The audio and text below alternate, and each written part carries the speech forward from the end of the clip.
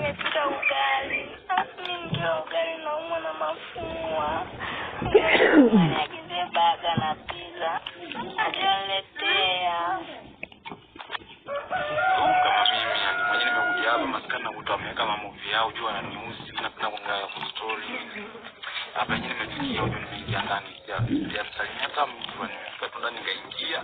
Nilifikia sasa hapa mama. Pole bibi wangu. Mimi hapa umeniuzi. Kesho asubuhi nikiamka simuongeleshe hata mtu. Na ukipika tena ugali siendi shule na acha shule kabisa. Bora hata tuache shule mamangu sasa tujoze shida ujue.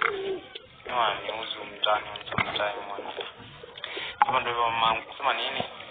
Kesho unajua kuna hapa ndio ipata tenda shopping sawa mama.